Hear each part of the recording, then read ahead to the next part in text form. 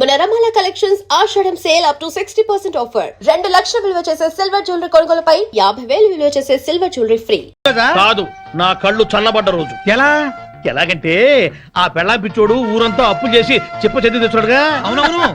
ఇప్పటిదాకా వాడేదో పెద్ద ఆదర్శ భర్తని, మనం వాళ్ళగా ఉండట్లేదని మన పెళ్ళాలు మనల్ని ఆడిపోసుకున్నారు. ఇక నుంచి వాడి తిడతారు. ఇదిగో కుక్కదోక రావయ్యా, నువ్వు నేర్చుకుంటు రండి. తీసుకోండి. Coming coming. తీసుకోండి. ఎందుకు స్వీట్? ఆ పెళ్ళాం పిచ్చాడు వీధిని పట్టాడుగా, అందుకు. ఆయన జాబ్ పై బాధపడుతుంటే మీరు పండగ చేసుకుంటారా? సిగ్గులేదు. ఛీ! ఏం కూర్చోవరా కుక్కతోక? మా భాస్కర్ రా అంటారా? 10 ఏళ్లుగా కుక్క తోక మీద పరిశోధన చేస్తున్న మహా మేధావైన ఆయన ఒక ఏడుసను, నువ్వు ఒక ఐన్స్టీన్. అసలు ఏంట్రా నీ పరిశోధన? 10 ఏళ్లుగా కుక్కతోక వంకర తెస్తానని 10 లక్షలు ఖర్చు పెట్టావు. మీ నాన్న అక్కడ మొత్తుకుంటున్నాడు. ఏంట్రా నీ రీసెర్చ్? కుక్క తోకని ఎలాగైనా వంకర తీయచ్చు గాని మీ వంకర బుద్ధిని మార్చడం మాత్రం ఎవరి వల్ల కాదు. మీ తాగుడికి పేకాటికి ఆరోగ్యాలు పాడవుతున్నా, మీ భార్య బిడ్డలు బాధపడుతున్నా మీరు మాత్రం మారరు. మీ బుద్ధుంది చూశారు? కుక్క తోక కన్నా తక్కువ. ఇప్పటికి ఇదే నా రీసెర్చ్. పోరా కుక్కతోక, నువ్వు చెప్పిందండి మాకు. తిరుబావాలంటూ చేర్స్.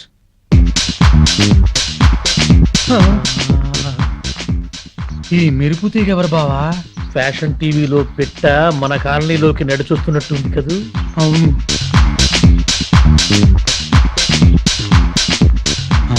పెళ్ళాం పిచ్చుడు ఇంట్లోకి వెళ్తుంది. అట్లాంటి పిట్టని ఇంటికి రప్పించుకున్నాడంటే ఆడేటవుతాడు పిచ్చోడు, మనము పిచ్చోడు.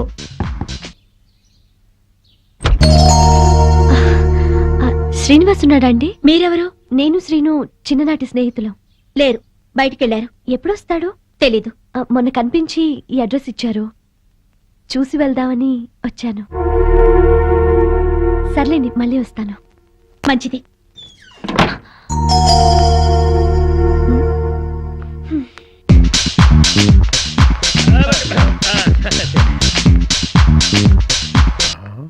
ఆ మాధవి ఈ పిల్లని వెళ్ళగొట్టి బళ్ళును తలుపేసుకుందంటే ఇదేదో టీవీ సీరియలే బావా. ఎర్ర పిల్ల తెల్లమొహం వేసింది బావా.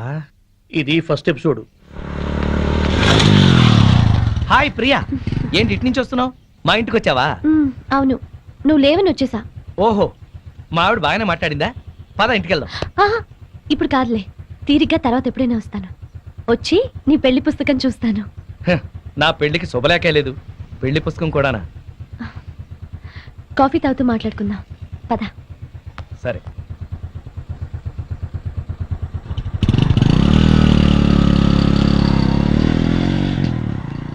అమ్మో, ఎవరా పిల్ల? ఆ డ్రెస్ ఏంటి, అవతారం ఏంటి? ఎంతకి తెగించాడో చూసావా? అవును, మాధవ్ అన్ని రకాలుగా అన్యాయం చేస్తున్నాడా ఏంటి? నాకు అదే అనిపిస్తుంది. ఏంటో. మాధవి, ఏంటి? నీతో ఎలా చెప్పాలా అని. ఏమైంది? చూడకపోయినా బాగుండేదమ్మా. దాస్తే నీ కాపురం కూల్చిన వాళ్ళం అవుతాం. నా మేలు కోరిన వాళ్ళే అయితే ఏం దాచకుండా చెప్పండి. ఇప్పుడే మన బీచ్ చివర్లోనే ఎవరితో టిప్ టాప్ గా ఉంది, దాన్ని బైక్ మీద ఎక్కించుకుని వెళ్ళిపోయాడు మీ ఆయన. శుభ్రంగా ఇంట్లోకి వస్తున్నాడే, దాన్ని చూడగానే ఆగి అట్నుంచి అట్టే తీసుకెళ్లిపోయాడు. నిన్నెంతో ప్రేమగా చూసుకుంటున్నాడు అనుకున్నాం. నిన్ను ప్రేమించి పెళ్లి చేసుకున్నాడు కదూ. అది కూడా పెద్ద నాటకం అనిపిస్తోంది. అసలు ఎలా జరిగిందమ్మా మీ పెళ్లి?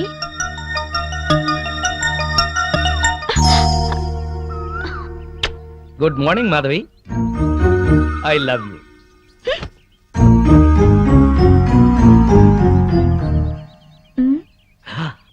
అలా కోపంగా చూడకు, ప్లెజెంట్ గా చూడు.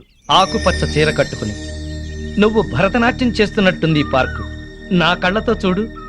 ఏ మిస్టర్, 2 సంవత్సరాల నుంచి చూస్తున్నాను. రోజు ఫ్లవర్ బొకే ఇస్తున్నావు, రోజు ఐ లవ్ యూ చెప్తున్నావు. ఏంటిది? హలో, మొట్టమొదటిసారి ఐ లవ్ యూ చెప్పింది నీకు ఇన్ఫర్మేషన్ కోసం. ఆ తర్వాత ప్రతిరోజు ఐ లవ్ యూ చెప్తోంది నీ కన్ఫర్మేషన్ కోసం. Please please please. మీరెంతో ఎడ్యుకేటెడ్ అయ్యుండి ఇలా వెంటపడి వేధించడం ఏమైనా బాగుందా? వెంటపడి వేధించటం ఏమన్నా బాగుందా? వా, మీ వాయిస్ లో మ్యూజిక్ ఉంది. ఇంకొకసారి చెప్పావంటే అదే నా సెల్ ఫోన్ లో రింగ్ టోన్ గా చేసుకుంటాను. ప్లీజ్. నీ కళ్ళల్లో నా రొమాంటిక్ గెలాక్సీలున్నాయి. నీ ఎర్రని పెదాల్లో టూటీ ఫ్రూటీ తోటలున్నాయి. నీ గడ్డం చిన్నప్పుడు నేను బుగ్గన పెట్టుకున్న బెల్లం ముక్కలా ఉంది. ఇక చాలు మీ వర్ణన. నేను చెప్పేది అర్థం చేసుకోండి. ఇంకెప్పుడు నాకు ఐ లవ్ యూ చెప్పొద్దు, నా వెంట పడద్దు. వద్దు అనగానే ఆగిపోయేటట్టయితే అది ప్రేమలా అవుతుంది? మిస్టర్, మీకు ముందే చెప్పాను, కింద శుక్రవారం నాకు పెళ్లి చూపులు జరిగాయి. మీరు అనవసరంగా నన్ను ఇబ్బంది పెట్టొద్దు. ఎల్లుండే తాంబూలాలు పుచ్చుకోవడానికి వస్తున్నారు. తాంబూలాల నీకా? ఎల్లుండా? తాంబూలాలు పుచ్చుకున్న పెళ్లిళ్ళు ఎన్ని ఆగిపోలేదు. ఆఖరి నిమిషంలో తాళి కట్టేటప్పుడు ఆగండి అని ఎన్ని పెళ్లిళ్ళు ఆగిపోలేదు. సో నా హోప్ నాకుంది. ఏంటండి మీకున్న హోపు? తల్లి తండ్రి ఉన్నవాడికి మా అమ్మ నాన్న నన్నిచ్చి పెళ్లి చేయరు. అత్త మామల ఆరలతో మా అక్క ఆత్మహత్య చేసుకుంది. ఉన్న ఒక్క కూతుర్ని నేను. మా అమ్మ నాన్న ఇష్ట ప్రకారమే నేను పెళ్లి చేసుకుంటాను. దయచేసి నన్ను మర్చిపోండి. నువ్వేం వరి అవ్వకు బాసు. నీ లవర్ కుదిర్చిన మ్యాచ్ చెడగొట్టి నీకు మ్యాచ్ ఫిక్స్ చేసే బాధ్యత నాది. నోరు మూసుకో. నా పెళ్లి ఎలా చేసుకోవాలో నాకు తెలుసు. మరి అదే ఉం? నీ మ్యారేజ్ ట్రయల్స్ నువ్వే వేసుకున్నావు అనుకో, చాలా చీప్ గా ఉంటది. నాలాంటి ఏదో ఎవడన్నా పెళ్లి పెద్దగా వెళ్ళి 1000 అబద్ధాలు ఆడైనా నీ మామ బుర్ర గిర్రని తిప్పి నీ కాలు కడిగి ఇచ్చాననుకో, క్రెడిట్ నాకు, ఆ రెస్పెక్ట్ నీకు. చైతి, వెంటనే వెళ్ళి 1,00,000 అబద్ధాలాడైనా సరే నా లవ్ ని సక్సెస్ చేయి. ఇలా అన్నా బాగుంది. ఇప్పుడే వెళ్ళి ముహూర్తాలు పెట్టిస్తాను. నువ్వు 3 ముళ్ళు వేసుకో, 3 నిద్రలు చేసుకో. జై ఘటోద్గజ. నీ బోడి రాయబారం చాలు, నోరు మూసుకుని వెళ్ళు. Mind your tongue. నాది బోడి రాయబారమా? బోడి నువ్వు, బొత్సు నేను. చెప్పుచ్చు కొడతాను. పిచ్చివాగుడు అక్క, పో బయటికి వెళ్ళ. వెళ్తాను. అయినా నా ఫ్రెండ్ లాంటి వాడిని అల్లుడిగా చేసుకునే అర్హత నీ మొహాన రాసిలేదు. ఏంట్రా నీ ఫ్రెండ్ గొప్పతనం? అది చెప్పే వెళ్తాను. పసితనంలోనే వాళ్ళ అమ్మా నాన్న దివిసీమ తుఫాన్ లో కొట్టుకుపోయినా అనాథగా పెరిగి స్వయం కృషితో MBA చేశాడు. బిజినెస్ చేస్తూ 2 చేతులా సంపాదిస్తున్నాడు. 4 చేతుల నాలాంటి వాళ్ళని ఆదుకుంటున్నాడు. నువ్వేనాడైనా ఒక పేద విద్యార్థికి ఫీజు కట్టావా? పుస్తకాలు కొనిచ్చావా?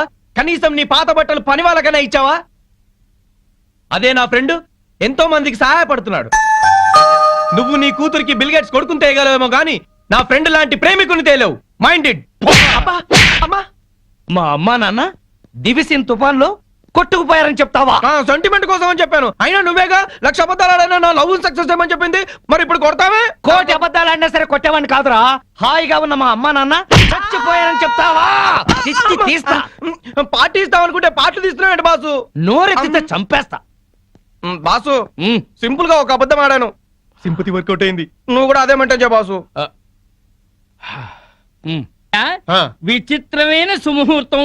తాంబూలాలు పుచ్చుకుందామా? కానివ్వండి. ఓం ధ్రువంతే. ఆగండి. మాధవి, నీకు పెళ్లి తాంబూలాలు జరుగుతున్నందుకు నా అభినందనలు. నేను ప్రేమలో విఫలమైనందుకు నా ఆత్మాహుతి. ఏంటే అఘాయిత్యం బుద్ధి లేకుండాను ఈ సంబంధం చెడగొట్టాలని వచ్చావా? సార్, నేను మీ అమ్మాయిని ప్రేమిస్తున్నాను. ఆ విషయం మీ అమ్మాయికి చెప్పాను, మీకు చెప్పాను. కానీ మీరు పట్టించుకోలేదు. నేను 2 చేతులు సంపాదిస్తున్నాను. నన్ను కాదనడానికి, అతన్ని అవునడానికి కారణం ఏమిటి? నీకు చెప్పాల్సిన అవసరం లేదు. ముందు బయట ఉన్నాడు. మీతో నాకు మాటలు అనవసరం. చూడు మిస్టర్, 2 సంవత్సరాల నుంచి 2 కాళ్ళు అరిగేలా మాధవ్ చుట్టూ తిరిగాను. 2 చేతులు అరిగేదాకా లవ్ లెటర్స్ రాశాను. మాధవి, నిన్ను నాకిచ్చి పెళ్లి చేయమని మీ నాన్న అడిగాను, బతిమాలాను. కానీ నా మాట వినిపించుకోకుండా ఈ తాంబూలాలు ఏర్పాటు చేశాడు. కంగ్రాట్స్.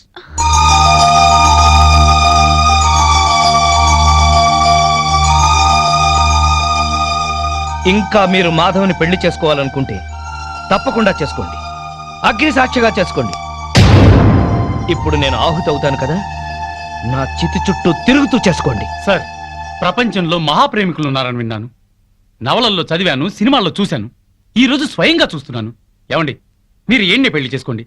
మీరే నా కాళ్ళు కడిగి కన్యాదానం చేయండి. పిన్ని, బాబాయ్, పదండి. ఇంకా పెట్రోల్ బట్టలు ఎందుకు? వెళ్ళి మార్చుకుండ్రా. తాంబూలాలు పుచ్చుకుంది కానీ. ఇప్పుడే వస్తాను. ఇవిగోండి మా అత్తమామలకు బట్టలు, మాధవికి చీర, తాంబూలాలు ఇప్పించండి. ఒక్క క్షణం పొందులు గారు, అతనికి పెళ్లి కదా, పెద్ద మనుషులు వచ్చారు. పిలవండి. రండి సార్. ఎస్ఐ గారు, అతనే అఘాయిత్యం పెళ్లి కొడుకు. అరెస్ట్ చేయండి. నువ్వు నోరు తీసుకుని లోపలికి వెళ్ళు. అల్లుడిని చేసుకుంటాను పిలిచి అరెస్ట్ చేస్తాను. నలుగురులో నా పరువు తీసి నిశ్చితార్థం ఆపాం. ఎస్ఐ గారు, వాడిని ఈడ్చుకెళ్ళండి. ఆగండి.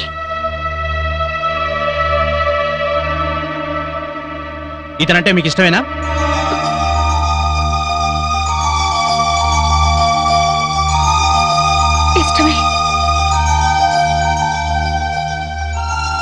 డ్రామా.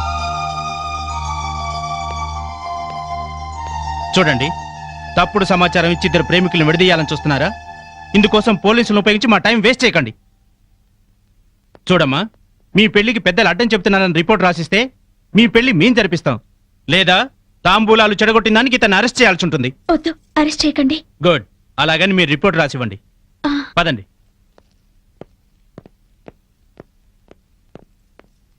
అమ్మా మాధవి, వెళ్ళండి. మన పరువు ప్రతిష్టల కంటే వాడే దానికి ఎక్కువయ్యాడే. వెళ్ళండి, వెళ్ళు. పో, వాడుతూనే వెళ్ళు. మళ్ళా ఈ గడపలో కాలు పెట్టడానికి వీల్లేదు. పో.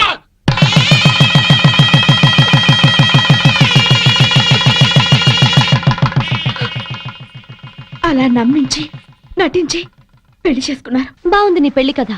కష్టపడి ఇష్టపడి పెళ్లి చేసుకున్నావు, కానీ అబద్ధాలాడి నెత్తి మీదకి తెచ్చుకున్నావు. సారీ. ఇప్పుడే సహనంగా ఉండి తన మనసుకి తగినట్టుగా నడుచుకో. తన నీకోసం అమ్మా నాన్నలు కూడా వదిలేసి వచ్చింది. కోపంలో ఒకవేళ తనేమన్నా అన్నా నువ్వే సర్దుకుపో. నువ్వు మాత్రం సర్దుకుపోకు. పెళ్ళైన కొత్తలో మా మొగుళ్ళని కంట్రోల్ చేసుకోలేకే ఇప్పుడు ఇలా కష్టపడుతున్నావు. అవును, ఆ వగలాడిని ఎవతనో బైక్ మీద ఎక్కించుకెళ్ళాడుగా. రాగానే అదేంటో కనుక్కో. మా చెల్లెల్లాంటి దానివని చెప్తున్నావు అమ్మా. జాగ్రత్త అమ్మా. ఉంటామే.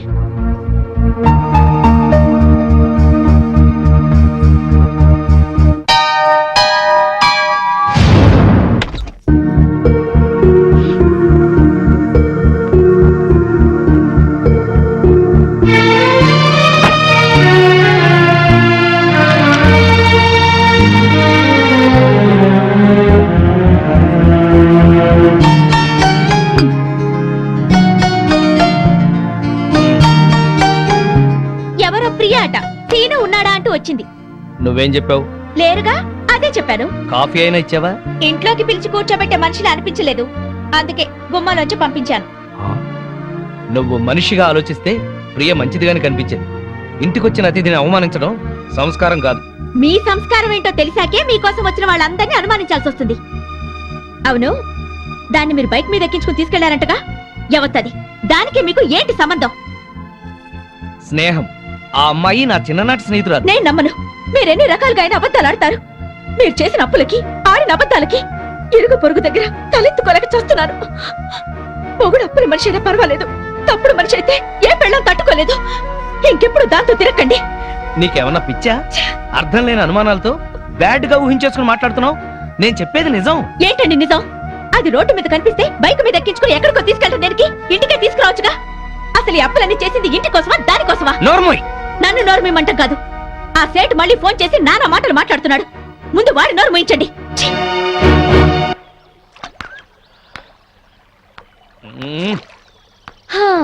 భూభారం మోస్తున్నట్టు అలా ఉన్నావేంటి సీను? మనసు బాగోలేదు.